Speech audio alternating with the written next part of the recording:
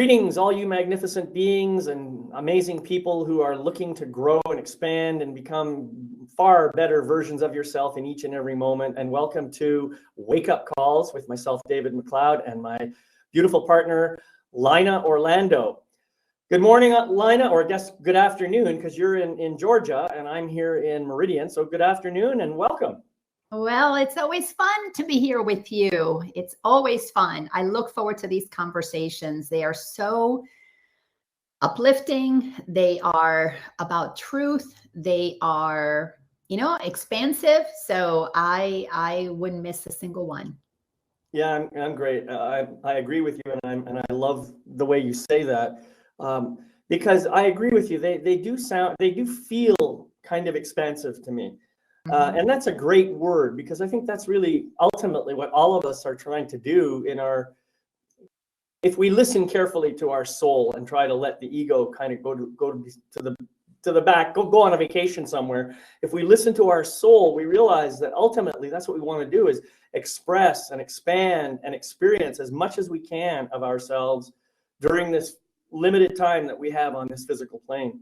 So expansive is a great word. Yeah. Well, for me, it's very simple. There's only two directions you can go. You expand, express, extend, or you contract, suppress, and shrink. I mean, that's it. Either we become small versions of ourselves, which is what the ego does, and inside of being a small version of yourself, you're trying to be who you're not. You're trying to express who you're not, because you're trying to impress other people. And so it's still a shrinking, because you can't be who you really are because you think you might get in trouble. Right. But when you're fully in alignment with the truth of who you are, there's nowhere to go but to expand, because you're always operating in newness and freshness and nowness. And all of those things are only possible when you are very certain, confident in who you are as a soul spirit being who chose to contract yourself and have this human experience and have an ego. And then, it's the same power that had you shrink. It's the same power that says, yeah, I'm done with that boring story. Right. And isn't it interesting that this expansive nature, knowing the truth of who we really are, begins long before we're physically born on the planet. But when we arrive here in those tiny little human bodies, in those little human forms, we still have that sense of wonder and amazement and knowing that we are amazing and magnificent and unlimited beings. We have that knowing in our awareness. And it slowly gets squeezed out of us because of our conditioning and our training and the birth of the ego that we're going to be talking about today, and how we go through all these different stages and so forth. And I think that's really amazing. And a lot of people, I guess it's hard to know, like by the time you're an adult having a kid, most people are already expressed into one stage of their ego that they then want to pass that same stuff on to their kids. It's the grandparents who may have transcended that and gone beyond that, who try to keep the kids connected to their true selves. It's pretty amazing how that all happens. Exactly. And long time ago, I recorded what I call it, a master class. It's a video series. Actually, anybody watching this, if you go to my website, linaorlando.com, you can get it for free. And it's called The Soul's Journey. And I was shown, when I began to have my awakening, I was so blessed. And I say so blessed. Clearly, I pre-planned this, because everything in this human experience, if you understand how it works, it's already scripted. We have free will to choose to align with our soul to work through the stuff, or to align with our ego and to, deal with it from a contracted place, or deal with it from an expanded place. But before incarnation, we know we're going to enter into what I call the soul's journey. And there's 6 phases. It's very simple. 3 phases. You start with a wonder phase. It's a child, as you were saying, in a state of wonder. Then comes the learning phase, which all happens in tandem, but I break it out so that you can see in different stages of life, it becomes more obvious to observe the stage. But the learning phase is the indoctrination phase, is when you are told, you know, you're given your name. You don't even get to pick who you are. I love it. People who later on in life change their names, like my niece, she just changed her name. She said, I never felt like I was Lee. I felt like I was someone else, but it's the name my parents gave me. So it's what I thought I was, who I thought I was. And we go through that learning phase. And then we go into the control phase, where we try to control everything based on what we learned, which means we have to be right about certain things and make everything else wrong. And if you're wrong, I'm going to do everything in my power to control your ability to talk to me. I'm going to manipulate. I'm going to dissociate from you, associate only with these other people who we all learn the same thing. And that's the truth. That's what's right. And then, of course, comes the completion of those three phases with two choices. One is you die. You in the control phase, you go to the end of your death and you die. That's it. Then you wake up in the other side of this physical body and you go, oh, wow, wasn't that fun? Let me do it again. And you return to the light. You are enlightened at the point of death once you cross over. Or you come to that place in this physical experience where you say, I'm done, where you hit your rock bottom, where you have the death of the ego. And then you start the next three phases of the six, which are, you get curious. Then you start unlearning, because it's a reversal. You start unlearning, and then you go back to the wisdom phase, where you go, it's a lot better being like a child in the wonder phase than attempting to control life from my adult training of what I'm supposed to be and what I should have, what I should do to be okay. No, I'm okay because I am not my body. I am not this indoctrination. That's the transcendence of the ego, is you end the trance. When you take the word transcend, transcend, the trance ends. So put a little hyphen in the middle. And when we get to the place that we end the trance of indoctrination, you now are living with alignment to your higher self, your true self. That's when you express yourself. We come in doing that, and then we learn to shrink it, because, you know, if we're not good little boys and girls, we get in trouble. So we've all been indoctrinated. We're no different than poodles at the circus. We've all been indoctrinated into doing little tricks.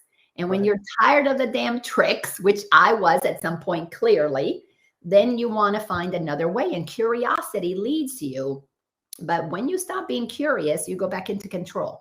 And once you think you have it all figured out, and by the way, I do have it figured out. So I live inside of the place that I know what I don't want to go back to. What I don't have figured out is all the expansiveness that's available to us. So there is a point that you do figure out the insanity and you step out of it. That coming to know that is the wisdom, to know the distinction between in the world and of it, and in the world but not of it. So anyhow, yeah, beautiful. That sounds like a great program. So you say that's on your website at linaorlando.com. Yeah, it's a free course. It takes about an hour or so to go through it. Everybody that goes through it is like, oh my God, it's so simple. You explained it so simple.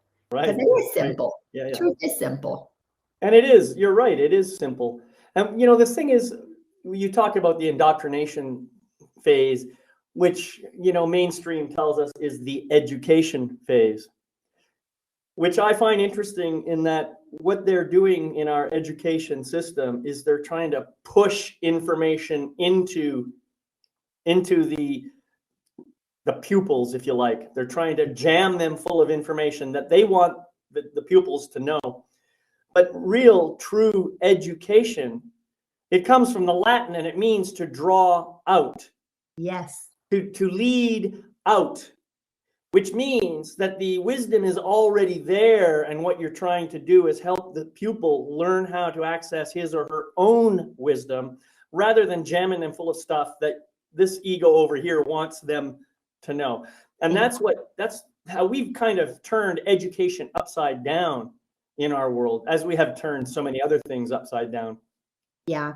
Well, and that goes to the stages of the ego that you had published for us. And that's the immature phase of the ego. The ego is very immature. It's very selfish, it's all about me. And interestingly enough, most people who run the world, not most, all people who run the world, and they run it because we were educated into saying they can run it, not us. That's the only reason that happens, are all operating from a very immature ego because they're operating in lack. They're operating and there's not enough. Why else would they have to get it all and hoard it? Because they must think there's a limited amount and they got to get as much of it as possible. Their mind is so contracted to the potential and to the awareness of their power to express and extend and be infinite. So all egos start off quite immature. So immature is a word that we reserve for little children as a way to indoctrinate us into thinking that that is somebody who doesn't know anything. But it's actually a way to train us into filling their heads up with stuff so they'll know something.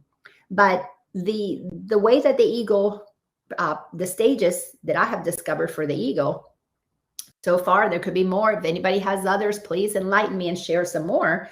But through all of my years of coaching, my experience and the experience of my students, and then of course I read a lot of other teachers and how they got to where they are. So I just follow, the breadcrumbs. And that immature stage is what we are born, an ego that doesn't quite know, it doesn't know God. It doesn't know truth because it is the opposite. And it cannot have an opposite. It's the block to it. And that immature ego gets educated. It gets indoctrinated. And my goodness, when it gets indoctrinated into believing it is the only one that's good, that's right, that's capable, it wants to run the world. And of course, that's a tyrant. But the ego can go to that. Have you seen a 2-year-old? Talk about tyrants. An immature child who has an immature ego, it's all about me, is a tyrant. Until, of course, you just lose your complete awareness of anything other than, and you are totally unaware, which is the next stage that we operate from. First, we're immature and we're taking in all that information. Then we're unaware of the light inside of us. And that's really where people operate, immature and unaware. And we call them adults and we elect them into office. Right. And yeah, I think so. You've got a couple of interesting points here. First of all, here we have the elected officials, and some of them aren't elected. Some of them force their way into power. Some are selected. What's that? Some get selected. Correct. Selection versus election. And in any event, they get picked because they seem to be willing to abide by someone else, yet another party somewhere out in the distance that is not a true spiritual being. It's a true power crazy egomaniac or whatever. And the idea is that you've got all of these immature egos running our world and telling the rest of us who are trying to escape from the immature ego how we're supposed to live. It's really interesting to me that the least qualified people in our universe, in our world, are the ones who have been somehow thrust into power and given dominion over us.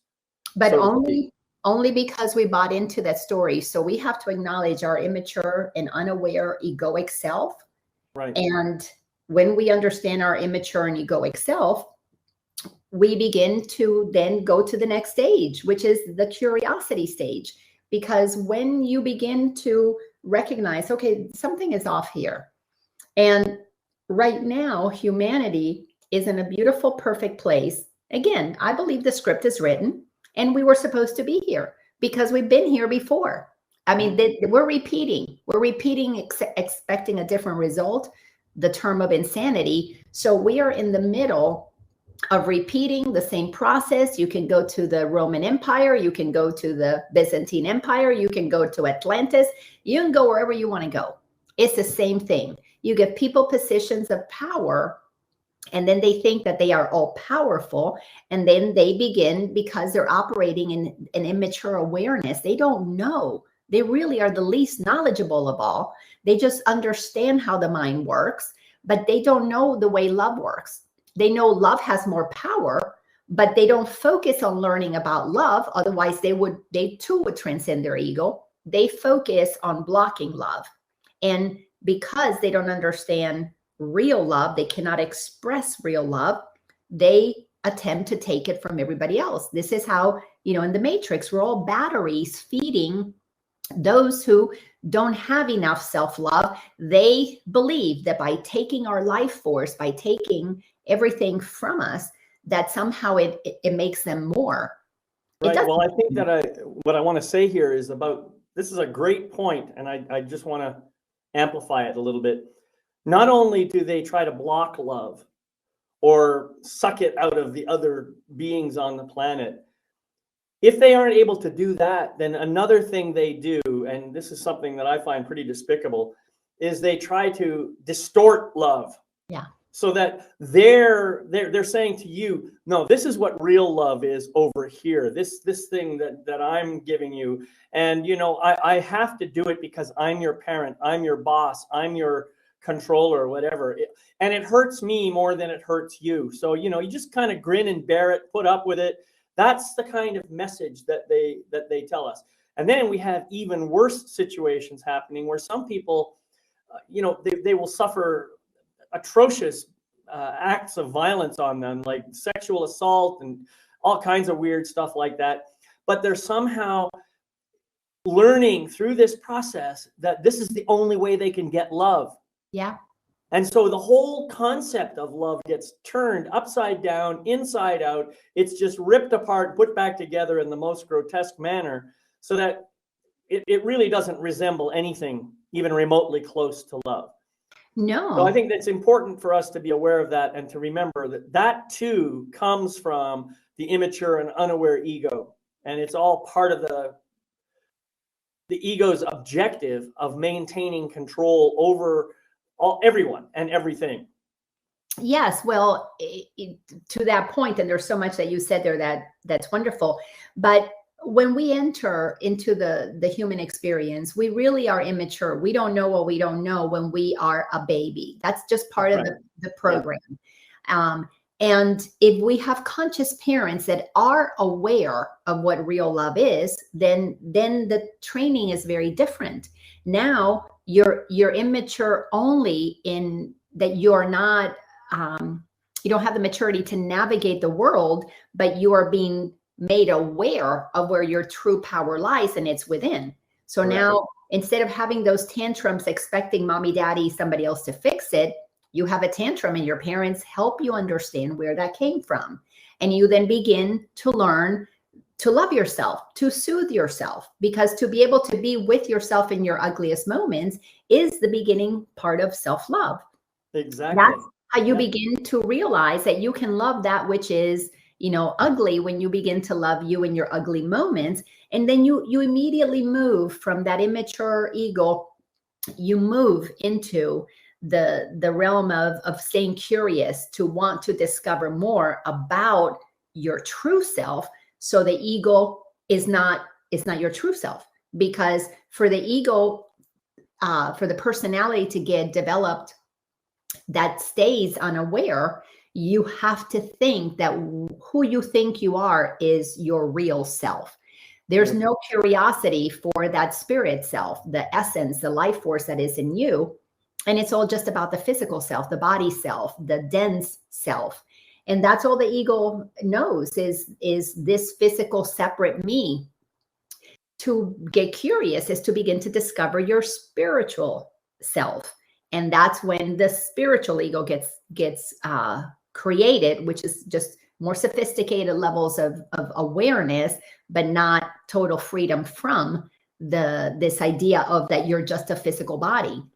And as you were saying, if we have unconscious parents teaching us about love, and they learn love, the old adage of love hurts, and operating inside of the Disney kind of love that, you know, you're going to have this knight in shining armor come in and save you, you never really fully understand what love is.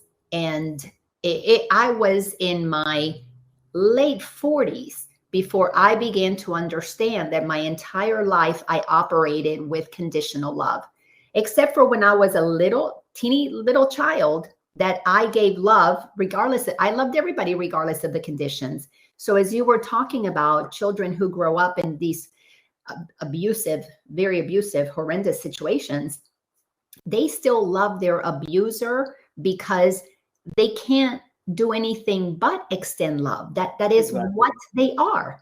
That's right. Until the ego gets cultivated and developed enough and programmed enough into self-protection. And then, Right. of course, that abused child who was a victim of an abuser turns into an abuser going forward to others, Right. because the sense That's of what they've learned. Yeah. that's what they learn. That's the only way that they know to be an adult. So that immaturity stays with them and unawareness stays with them. So we're watching right now people waking up and realizing, wait a second, this is all programming. This is all learned. This is all conditioned. All this stuff that we're experiencing out here in the world is information that's indoctrination. And people are beginning to get curious. There's got to be another way, which is kind of a fun thing to watch right now. I'm loving watching some of the religious people, because there's a few that are standouts for me that I am loving their messages, you know, and I left religion when I entered my spiritual journey, but I've transcended my ego to the point where I love religion because there's truth in it too. Sure. I'm no longer under the indoctrination of the dogma. And I'm watching so many of these real, true leaders in speaking about God and speaking about that we're in the middle of a spiritual war. Well, it's the war for the spirit inside that got suppressed by the ego personality. So Right. the spiritualized ego is just an ego that begins to go, oh, wait, what? Not only am I the ruler of the world, but I'm also God. Oh, God and I are one. So, and you know, that's an immature perspective of the Right. teaching. That creates the possibility for even more control. I just wanted to acknowledge Raquel for joining. Thank you, Raquel. I'm glad you're here. If you have comments or questions, please feel free to put them into the chat area, and we will do our best to respond to those as the time allows. Oh, sorry. You mind not going on camera? Just pop off camera there, please. Oh, thanks. Yeah. Anyway, yeah, this is really a phenomenal topic. This whole thing, and there's so much here. There is so much information and so much wisdom here that I you know, it's hard to just pick out one little area and focus on it. I mean, I love your stages of the ego, the immature, the aware, or the aware ego, or unaware. I'm sorry. Then the curious, and then I guess, and curiosity is an important aspect too. Curiosity is something that you can cultivate anytime, regardless of what level of ego you're in.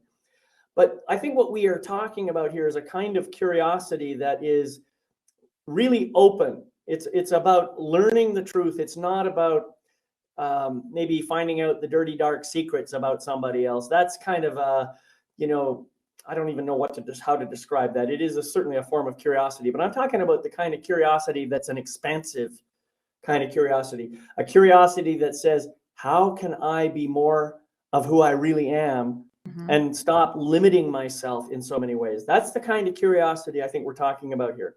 And how, as I'm doing that, can I support other people in their expansion so that they become more aware and they transcend their egos? I mean, I want to do that without necessarily pointing the finger and saying, hey, you're stuck in ego. Then I'm coming from an ego place when I do that. Yeah, and well, our ego gets spiritualized. We all do that. God knows I was on my spiritual pedestal for a very long time, and I knew everything, and I knew the truth about everybody and everything, and I knew the stages, because you have to know it. You have to know it in your head before you can feel it in your heart. So it is part of the journey but if you stop there, and there's always a simple test. Do you think you're right? If you think you're right, then you haven't arrived at the transcendence of the ego, because the ego doesn't want to be wrong.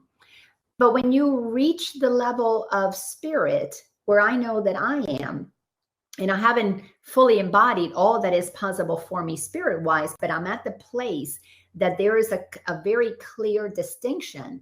And that is, and you and I before the call, we're talking about David Hawkins. Well, and if you study his material, he is a brilliant teacher who brought in incredible teachings that are absolutely profound, because when he created his map of consciousness, he gave us in essence a list, if you will, of the different frequencies that we move through from being born with all of our wisdom in the wonder phase, and how we drop down into, because we are immature and unaware, how we drop down into being totally, completely ego driven.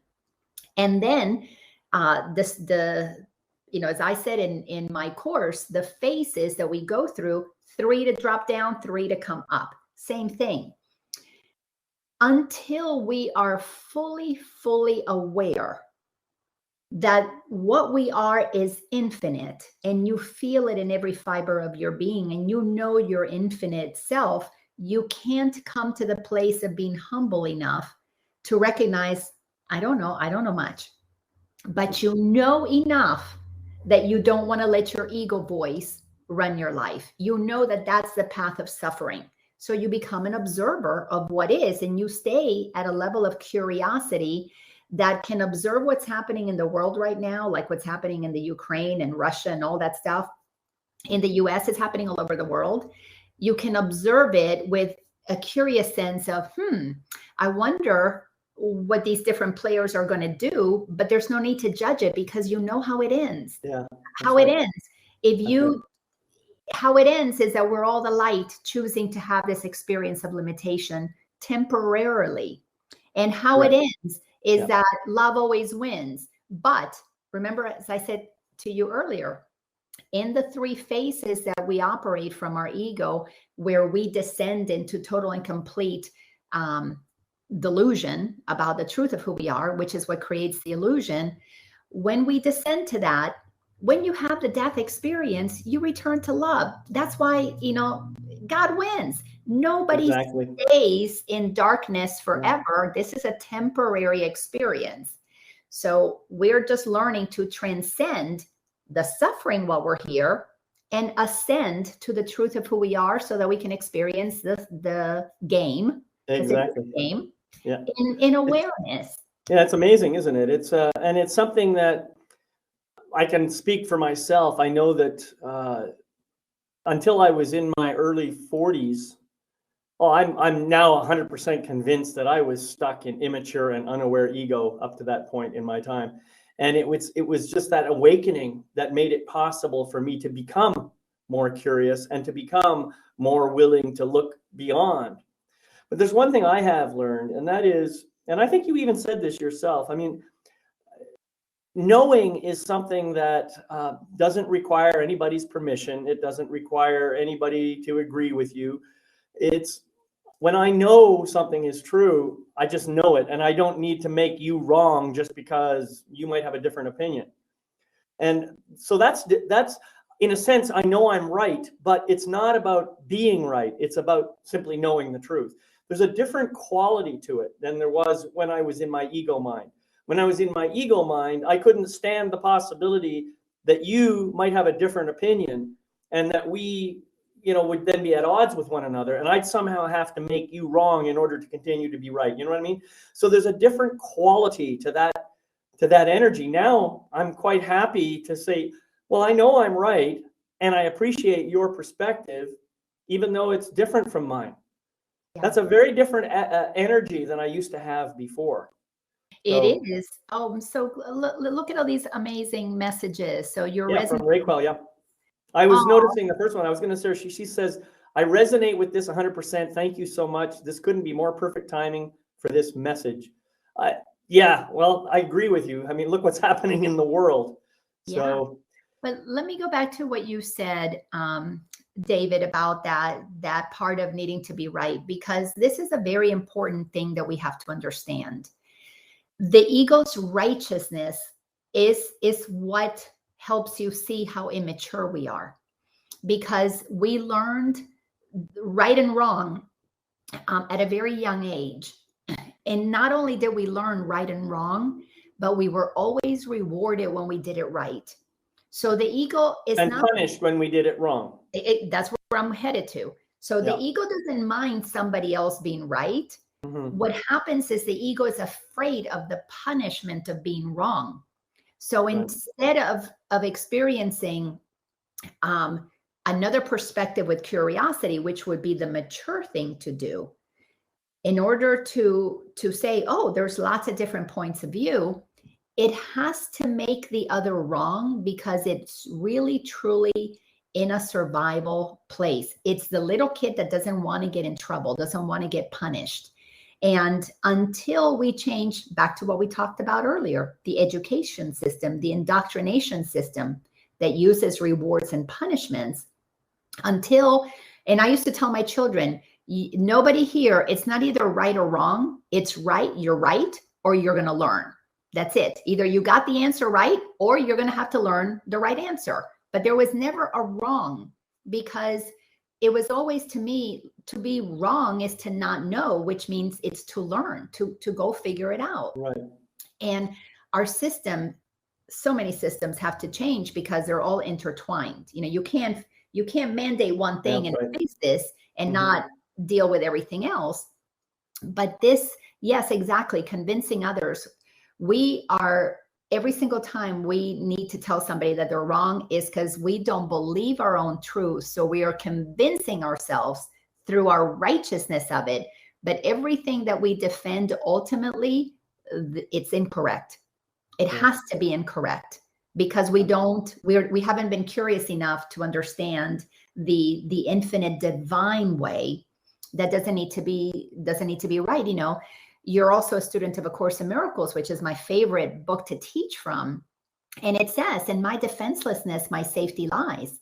I don't need to defend my truth, because when I know it for me, I'm resting in a place of such grounded knowingness that I am safe in the mind of God. And if it's my truth, it's my truth. Why would I defend it when I know all of this is a temporary, act that we're playing in? And why would I bother, putting down a holy brother or sister for my righteousness? Well, that's what the ego would do. That's what the immature ego. Right. I think that's a really interesting phrase. In my defenselessness, my safety lies. Yeah. And there's some powerful message there that it's much more subtle than I think people might realize initially. But what does defenselessness mean? It means you don't have your armor on. It means you don't have your fortress around your body and around your castle. It means that you are open. It means that you are available. That's what it means. And let's face it, you don't really need that armor and that super fortress protection. All you need is your truth. That is your truth right there. So if you don't surround yourself with defenses, then you don't have to protect anything. Exactly.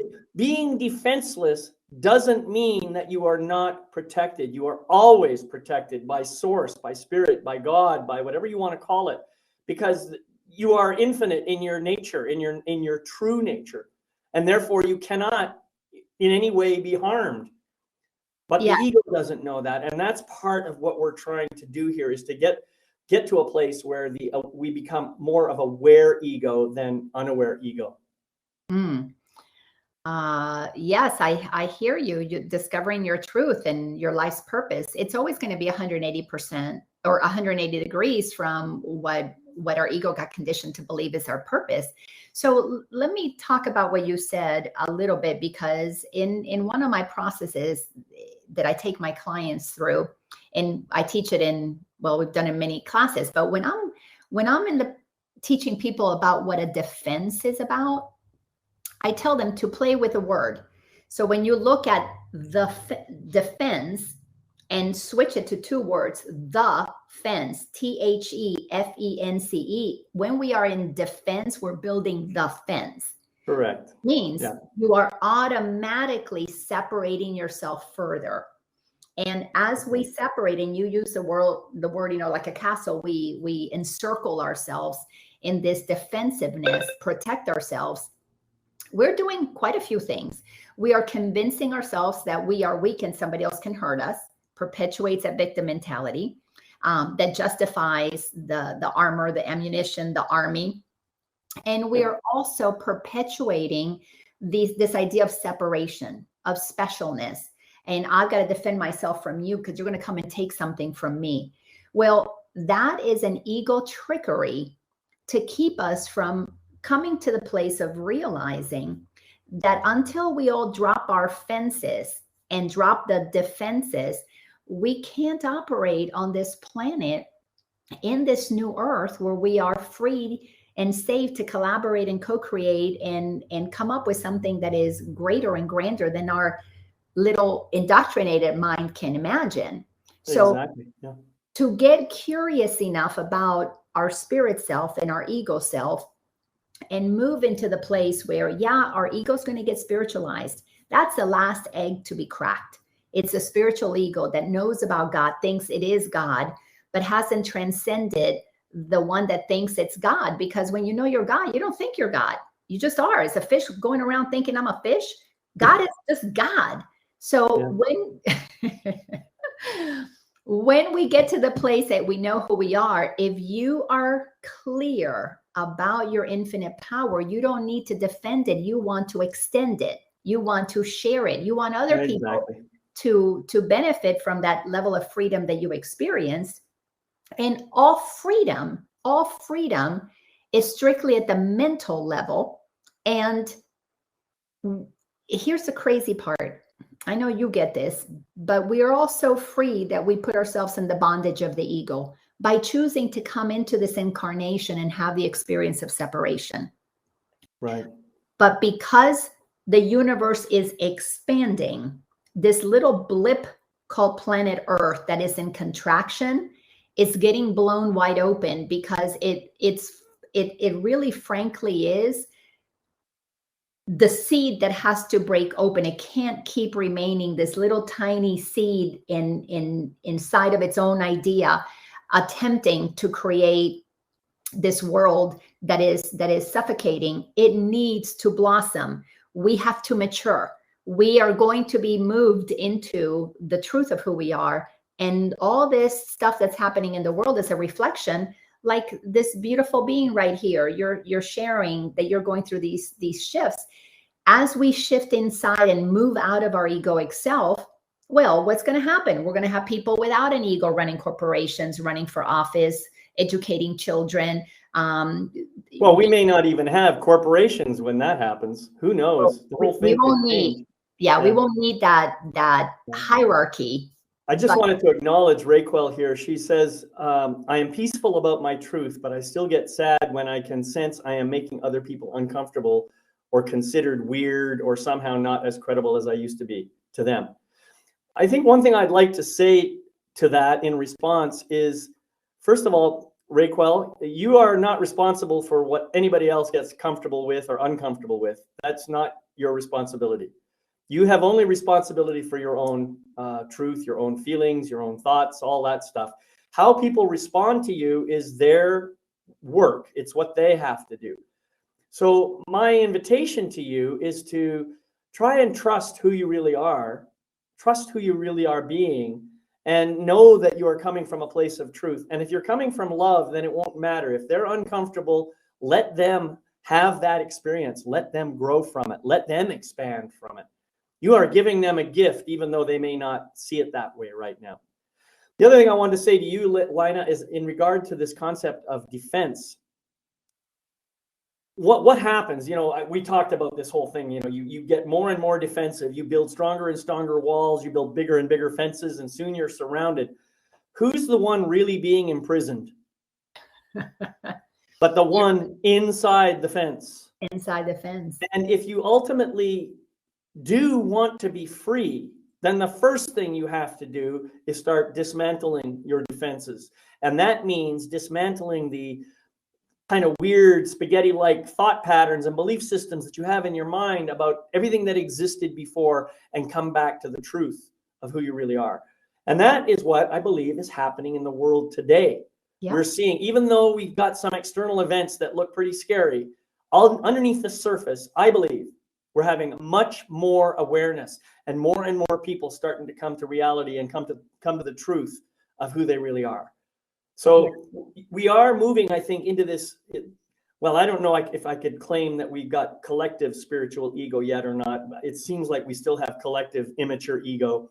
Yeah. But some of the people, some of the players are moving into the spiritual ego side of things. And hopefully we'll see many of them quickly move to the next stage, which is the transcended ego.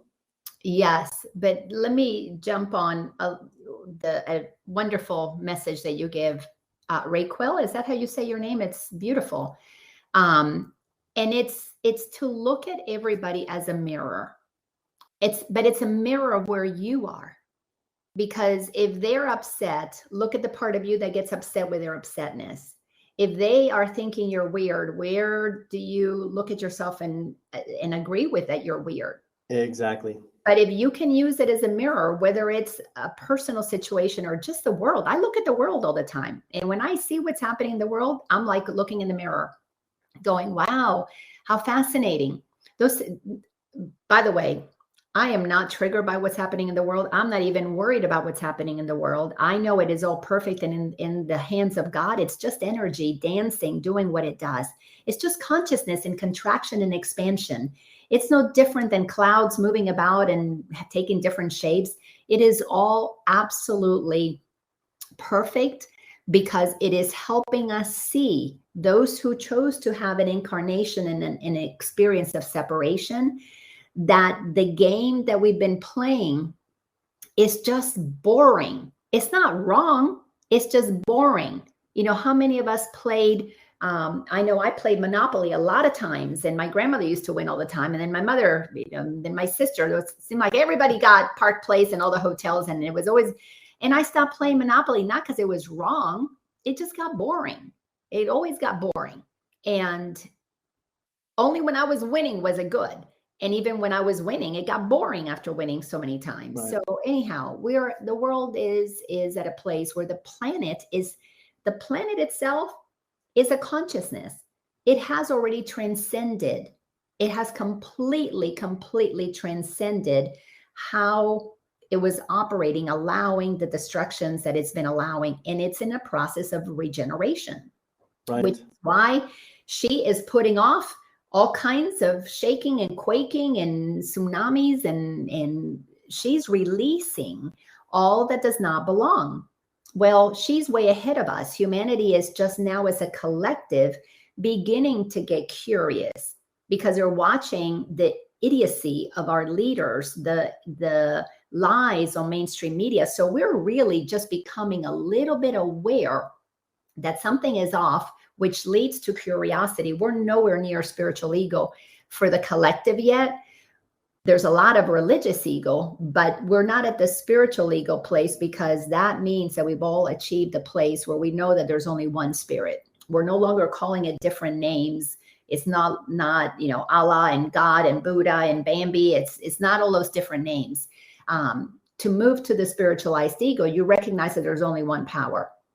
And that one power is, it's nameless. Even in your ego, it's nameless. But you have to recognize that it created you. You don't create it. And you can't transcend it until you humble yourself enough to recognize that you are a creation of the Creator. And until we get to the place that we recognize that, we can't transcend it. So I would say humanity is probably a good 500 years from now, but I'm guessing 5 generations before we really get to the place that we've transcended the collective ego. But in this incarnation that we're in, I believe that we are still at the baby stages of the curiosity phase. Look how long we've been in immature and unaware. That's been thousands of years. So 500 years is not a very long time. Right. I'm guessing 5 incarnations, because we need about that many generations to have forgotten this insanity when we stop teaching about history and move out of the past, and then in the present moment start creating from a place of, well, what would feel good to your heart? And then we will move into the present moment. That's when we will be a transcended humanity in the 5th dimension of consciousness. And well, that's interesting. consciousness. Yeah, and I think it's important too, because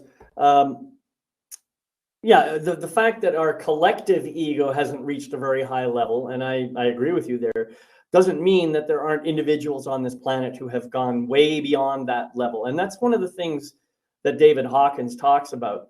He describes in his map of consciousness that, each level, well, it's an exponential scale. When you move from one step to the next, it's like you're 10 times more powerful than the people you are behind you on the previous step.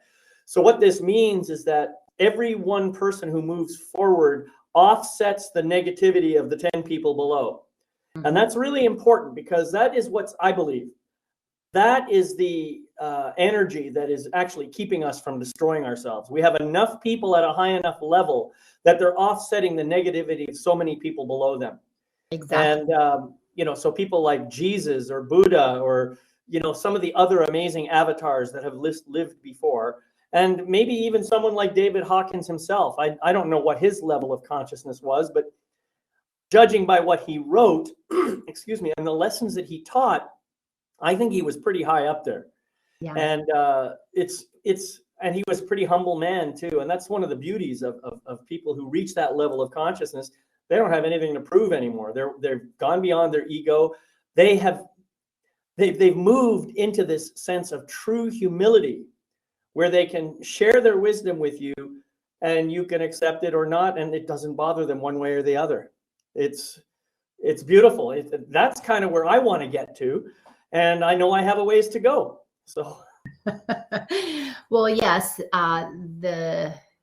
When I tap into my guidance, the planet has about 20% of humanity that has achieved a really very, very strong level of curiosity, which means they are open. So they're not in judgment anymore. They're open. And in that openness, there's an awareness of another way. There is a recognition of the way of love. So whether it was Gandhi or Buddha or Jesus or David Hawkins that have been teaching and planting seeds on this planet, for example, the beautiful teacher Thich Nhat Hanh that just passed away not too long ago.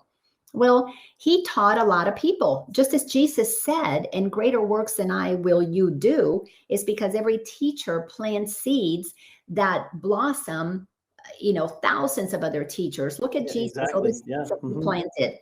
Mm-hmm. Look at how many of us, and David Hawkins had a very strong connection with Jesus. And it's because we're all coming to the same consciousness. It's the Christ consciousness. And Jesus wasn't the only one that achieved that. Lots of other teachers are achieving that. I know I am. That's what I'm experiencing, is the Christ consciousness is the same one that Jesus said, because if we follow him, he was just showing us the way. And it's the way of love God, love your neighbor, love yourself. It's the way of love. But when you operate at that level, you're operating as the Christ. And that's what that mirror is about, Raquel. When you look at other people, you're seeing, are you operating at the level of love that is unconditional love, no condition on how you're behaving, how you're talking to me, what you're thinking about me. I'm going to love you no matter what. When your heart is at peace and you're extending love, well, you're free from reactions of the ego that needs those people to like you or approve of you. And to get to that place, that's when we transcend the ego. The trance ends, because you're no longer needing validation externally, because you've come to the one authority within. And when you meet God inside, you know that God is love. There's only one thing that you can possibly do to sustain your peace and your happiness, and that's to give it away. That is just Isn't that beautiful, isn't it? It's that simple, really. Yes, it's really that simple, but it's not easy to get there, because you have to be willing to question every thought that you have. If it's a thought that separates you further from others, it's the ego putting you in defense. You're building defense. But if it's a thought that allows you to feel more connected, then you're operating from your Christ itself. You're operating from the truth of who you are. And from that place, you can't help but connect. You attract other beings at that frequency. And Exactly then right. we co-create the new earth, which is why today we have politicians who are operating at a higher frequency. They're banding together. We have the doctors that are operating at a higher frequency. They're coming together to make sure people are taken care of. They're following their oath. We've got lawyers that are coming together and saying, wait a second, we gotta defend people truly. And they're all doing that because they've come to a place of recognition that to not help others is to deliberately hurt others. Yes. And once you understand the difference between the two, you cannot continue to do hurtful things. You just move about to use your time to co-create helpful things. That's why you don't have to get rid of the ego and kill it. You just start doing what your spirit tells you, and you start facilitating the co-creation of something new. The ego is transcended. You stop listening to its voice when the voice that you're choosing to listen to is the voice of, what would love do here? Right. And you know, you just brought up a memory for me, and I wanted to share this. So one of the things that I have is I had this book by David R. Hawkins. It's called The Ego is Not the Real You. This is a collection of wisdom from some of his different teachings, his presentations, excerpts from his books and so forth. But just in alignment with what you just said, I really want to quote this because it's really beautiful. He says, "It is not really necessary to subdue the ego, but merely to stop identifying with it." Mm-hmm. Now think about that for a moment. What does that mean, to stop identifying with the ego? That's a deep question, and some people may have difficulty understanding that. What's your answer to that question? How do you stop identifying with the ego? What does it mean to be identified with the ego? And I've read a lot of David Hawkins' books, or several of them, that didn't realize that one existed. And I absolutely, if I were to write a book about the ego, I'd say the same thing. It's what I teach in my classes. It's everything that's not true about you. So the only way to disidentify with the ego is to just don't believe your own thoughts that create hurt, that create hurtful feelings, that create any level of disconnection. Don't believe the thoughts in your head that cause you to feel bad, because they're thoughts in your head. If you don't believe them, you don't feel the result of them activating that feeling bad. So there's really only one answer. And I didn't get it until I began to no longer believe a thought. And you know, this happened for me was my former husband, who was, you know, the love of my life, not the father of my children, the gentleman I married after I divorced my baby daddy. But this man, my baby daddy, truly was the love of my life. I've never experienced love like that for anybody, not before, not since. And it was absolutely the most powerful love that I had to feel for another person, so that when he began to have his egoic story, he didn't know that when you are in the presence of love, everything unlike love comes up. You know, when you come close to the light, everything that is dark gets revealed. He didn't understand fully that his insecurities were for him to look at his egoic stories. I knew that. He didn't know that. My spiritualized ego was attempting to get him to, please, you know, study these spiritual teachings, follow these steps, you'll get healed, you'll get beyond what you're experiencing. And I would say to him, you know, you've got all the spiritual knowledge in your head, use it. And after saying that many, many times, you know, stop projecting it on me. You do your inner work. I realized, oh my God, Lina, you got all this spiritual stuff in your head. Why are you reacting to his reaction? And I had the biggest aha moment, because that's when I realized, wow, I know that he shouldn't be reacting to me. So why aren't I accepting him in his reaction? Why am I not loving him as a person who's in the midst of suffering? And that's when I realized I've got to stop listening to this voice in my head that says you should stop projecting and open up to my heart and project the love that I am. Allow the love that I am to be extended and love him exactly where he was in that moment. And I'll tell you what was amazing is that I could feel as he was going more and more through, his story was previous wives had cheated on him. And because I'm so outgoing and so loving, you know me, when you met, I hug everybody. And I used to say it's because I'm Latin. No, it's because I'm a spirit that loves. That's it.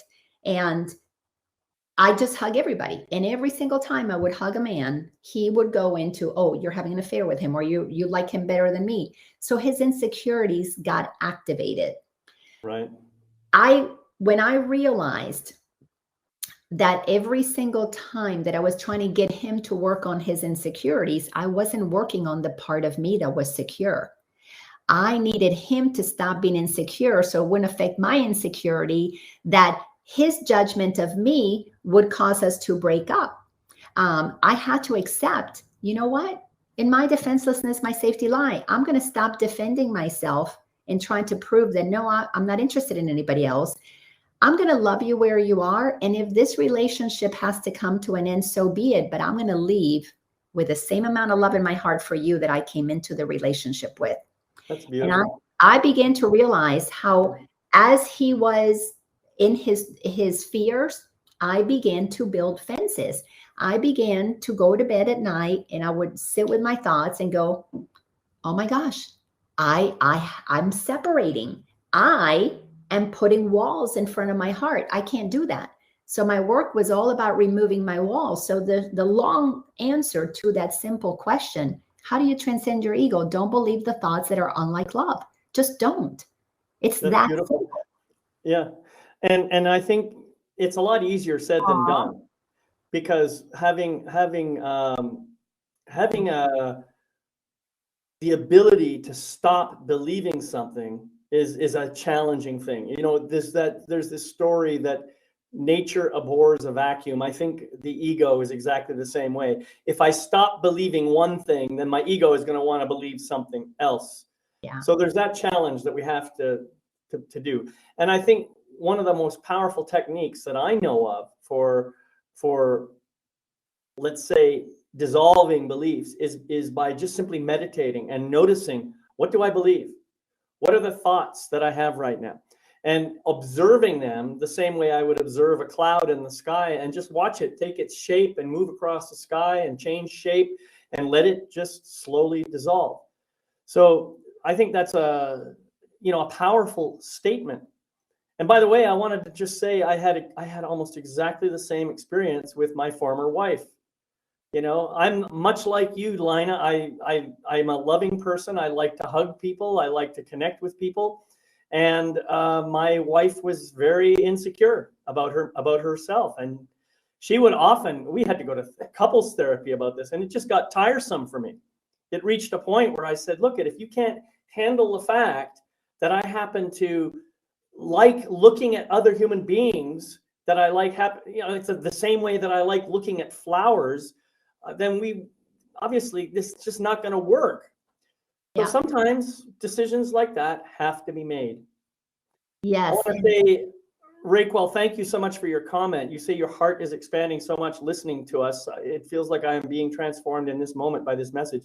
I think that's fabulous. And I'm so grateful that, we've been able to, give you that kind of experience. Yes. Lina, we're getting close to the end here. And I was just wondering, is there something you'd like to finish with before we close out? I mean, you've always got great wisdom. Oh, well, I've learned to tap into the infinite well of wisdom we all have access to. And I just typed to Raquel, if she just goes to my website, I want her to receive that gift of the soul's journey. You know, it's just such a beautiful thing that we're doing here. The only thing that there's nothing really to add to this conversation. It's just so beautiful and so whole and complete in and of itself, is that if people enjoy this conversation, keep coming back for more, because you and I are at a place in our lives that we're so generous with our sharing because it feels good to share. And we know that the more we help heal humanity, one person at a time, like her, you know, one little nugget at a time, it just benefits the rest of us. So that would be all that I would say, and welcome everybody back for the next our next conversation. So thank you for having me again.